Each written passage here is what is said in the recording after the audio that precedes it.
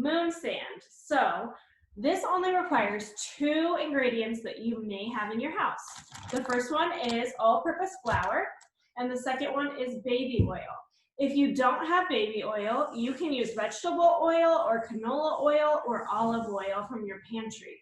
The other supplies we have are a big container to put the sand in, a liquid measuring, and a solid measuring cup. So this is a really easy activity. The first thing we're going to do is we're going to take our measuring cup for dry ingredients, and we're going to put 8 cups of flour in our container. Okay. And if you don't have a leveler, you can use a knife to level off the top. Okay, remember, so we hold it up and we level it off. Can I do it next time? Yeah, now dump it in. 1.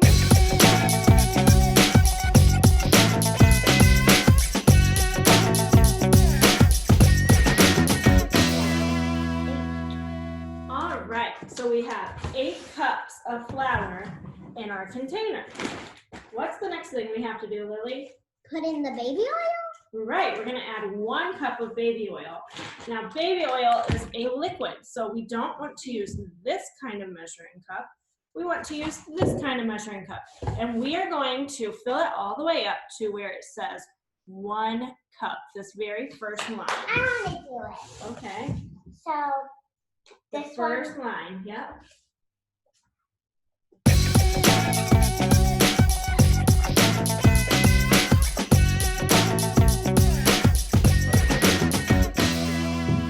Okay, so we have Can I pour it in? 1 cup of baby oil. Can I pour it? Okay, so we're gonna go ahead and pour it in. Ooh. And now the really fun part. We're gonna use our hands and we're gonna mix.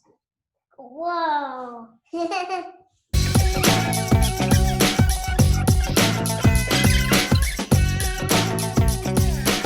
you're kneading the sand, you'll notice that it starts to become kind of packable.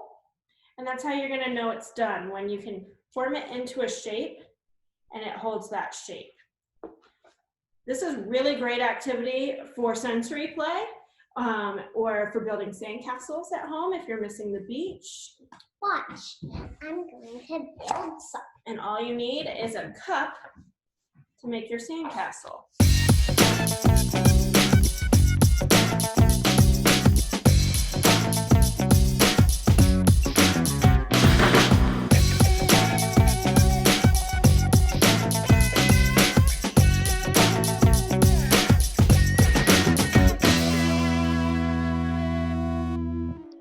So after you are done playing with your sand, it's very easy to clean up. You just need a wet paper towel to wipe it off of the surfaces that it got all over, like your computer or your table or your floor or your face. And you will want to store your sand in an airtight container, like a plastic bag, or just putting a lid on top of the container you made your sand in. And if you wait, like this never dries out unless you leave it out really, Right. really long. This never dries out unless you're gonna leave it out really, really long without something like A cover. So we want to do a Cloverbud challenge this week. We want to see pictures or video of you after you've made your sand building a sandcastle or some other type of sand structure. So on this post or on our Facebook page, you can comment with a picture or a video of you making your cloud sand castle.